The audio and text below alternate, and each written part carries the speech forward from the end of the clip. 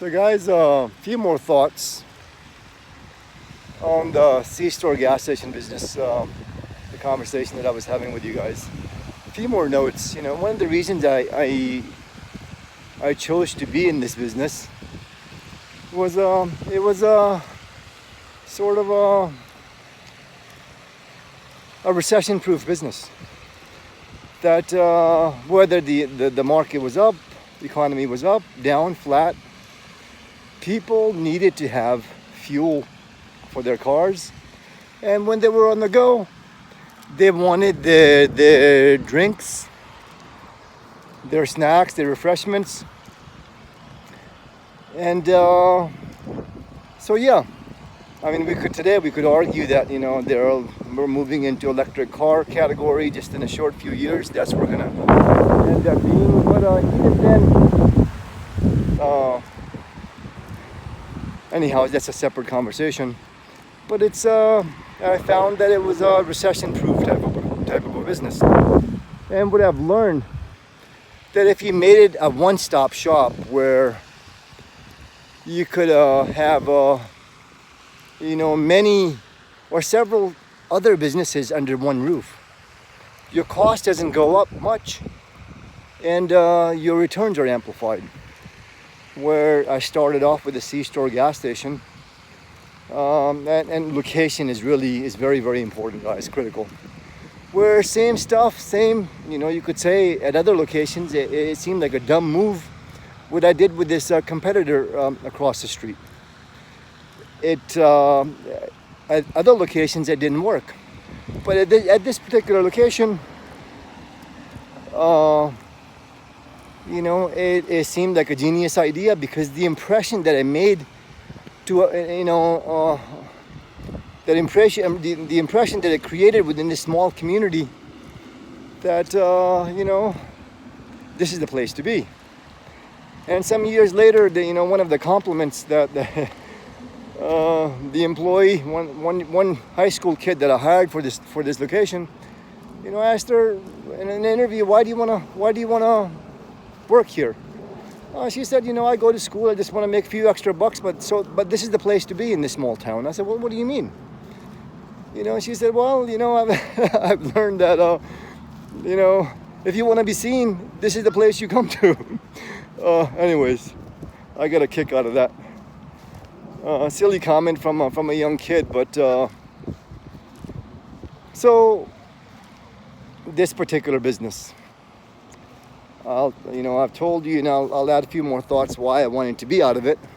But it was a good recession-proof type of a business, and this one move that I made, competitively, because it was an awesome location, and adding not only a C-store gas station, and making it a fast food franchise as well. I put a pizza franchise in there. Then I made it a financial center where you could get your check cashing, get money orders, bill pay, money transferred, Western Union, MoneyGram, just for instance, just check cashing by itself. That's something that we didn't have earlier. And once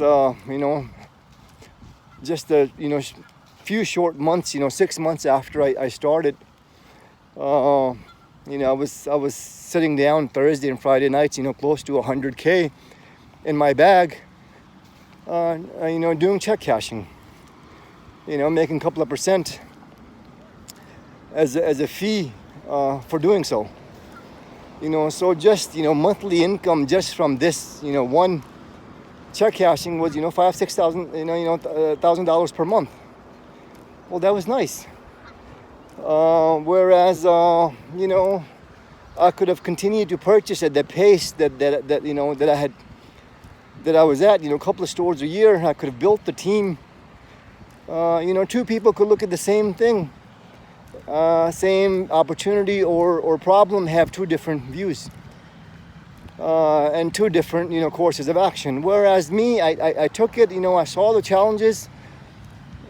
Well, I could have built the team around me, and scaled up nicely. But what happened to me personally, again, you guys know what our Creator said, how we make our living, how we feed ourselves and our families, it's important. So if, that wasn't important, and I have some friends that don't care about such things, well, that's their life. They're scaled up very nicely, and they're doing very well in that business.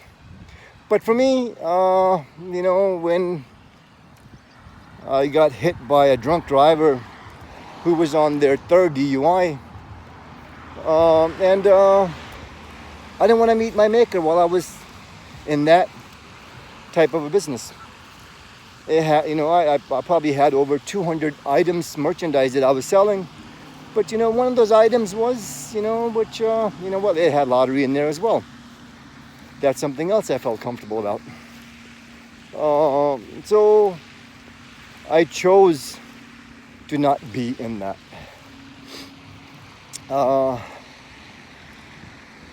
So just from strictly, and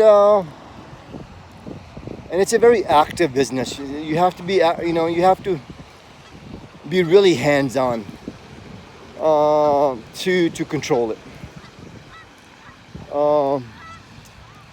What I'll talk to you about as time goes, just like, products have life cycles, we as investors have life cycles as well.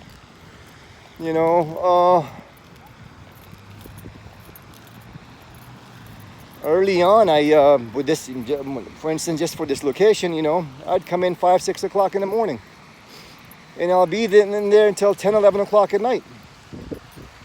I was my best employee. That went on for a long time. So it was a good business. Scalable business if you built the right team around, but very actively managed. Very actively managed. And there are some big players within that space. Such as namely Racetrack and QTs. These are the kind of guys that sell products below your cost. How do you compete with that? Well, I think even today,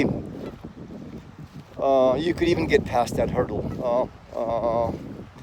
Again, that's a separate conversation. I just wanted to share with you guys my experience. It's a space, it's a game that I no longer wanted to play for a number of reasons. Personal reasons, and also you could say competitive reasons. But anyhow, guys, that's all for now. I'll be sharing with you the kind of stuff that I'm doing lately. So anyways, that's all for now. Talk to you guys soon.